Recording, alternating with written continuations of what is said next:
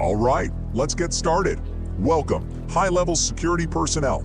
You're here today for a strictly classified, mandatory explainer on the threat profile and containment parameters of SCP-012.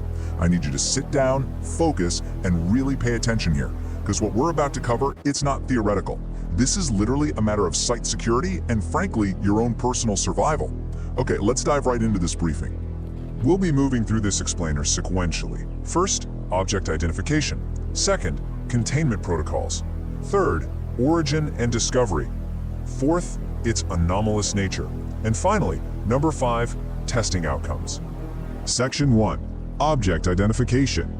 SCP-012 is classified as Euclid. Now let me be unequivocally clear with all of you right now. The Euclid designation means this anomaly is either insufficiently understood or it's inherently unpredictable. It requires absolutely reliable, constant containment to prevent breaches. Do not let the physical simplicity of this object fool you. Euclid means uncompromising adherence to established security measures from every single one of you.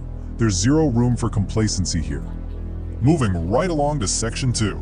Containment protocols. The mandatory physical containment steps are as follows. Number 1. SCP-012 must be kept in a completely darkened room at all times. 2. It is to be observed strictly via infrared light frequencies. 3. It has to be encased in an iron-shielded box. And 4. That box must be suspended exactly 2.5 meters, about 8 feet, from all floors, walls, and any openings. So why are we doing this? Well, any exposure to standard light frequencies triggers the object's anomalous effect. If you, or frankly anyone on your team, views this object outside of those infrared parameters, protocol dictates the immediate removal of that personnel for mental health screening and a full physical evaluation. Flawless execution of these 4 steps? It's not negotiable. Section 3. Origin and discovery. So where did this thing come from? The item was discovered by archaeologist K.M. Sandoval. It was pulled from an excavated tomb in northern Italy, one that had just been destroyed by a severe storm. So picture an uncontained environment, completely chaotic and totally unsecured. The Foundation intercepted the findings, which brings us to the immediate and, quite frankly, catastrophic fallout of that unsecured initial contact. 2. I want you to really internalize what that number represents. When Site-19's Special Salvage Team arrived to secure the asset, the first personnel to locate the sheet suffered catastrophic psychological failure. 2 members of our own team immediately descended into fatal insanity the second they located the object. They didn't just lose their minds. The cognitohazardous compulsion drove them to attempt something absolutely horrifying, which we'll detail in a minute. 2 highly trained operatives gone, just like that, due to field exposure. Which brings us to Section 4, anomalous nature. This right here brilliantly illustrates the deceptive nature of the anomaly. The object is, seemingly, just an incomplete, handwritten musical score. The title, written on the piece, is On Mount Golgotha. It appears to be just one part of a larger set of sheet music. So, on the surface, it looks like a simple historical artifact. But the physical composition, that's where the extreme hazard actually lies. You see, the initial assumption by the recovery team was that the dark red and black fluid used to write the musical notes was, some form of natural berry or organic dye ink. But the actual composition, confirmed by our lab analysis, it's human blood. And it's not just from one source. It is human blood extracted from multiple subjects.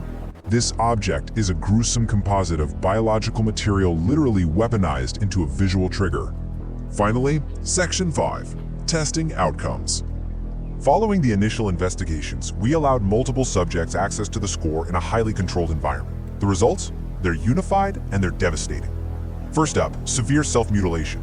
Every single subject experienced an overwhelming compulsion to use their own blood to finish the composition. This was accompanied by immediate symptoms of profound psychosis.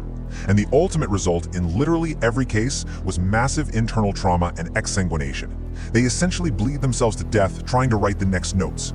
Understand, this isn't a suggestion. It's a forced biological override of the subject's basic survival instincts. Now, for those subjects who somehow managed to actually finish a small section of the piece before expiring, the outcome was equally grim. They immediately committed suicide, but right before doing so, they declared these exact final words: impossible to complete. The cognitohazard forces them to write, completely drains their life force, and then just breaks their psyche entirely when they realize the sheer futility of the task. So you might be wondering, as a piece of sheet music, what does it actually sound like? Well, the data is crystal clear. Audio performances of On Mount Golgotha result in a highly disagreeable cacophony. There is absolutely no harmony. There's no instrumental correlation between the parts. It's just a chaotic, uncoordinated noise. It isn't music at all. It is pure madness transcribed onto paper in the blood of its victims. So the crucial question we have to ask today is this: will your team adhere to protocol? And believe me, that is not a rhetorical question. The survival of your squad and the security of this entire site depend entirely on your flawless execution of the procedures we've mapped out in this explainer. Darkness, infrared viewing, suspension, iron shielding. Anything less invites a containment breach, and you've just seen the empirical data on what happens next. Internalize this briefing. You're dismissed to your posts.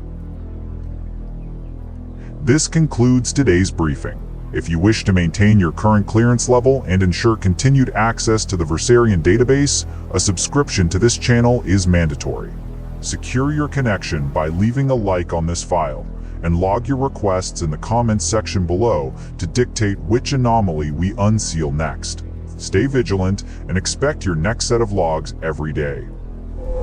Secure, contain, protect.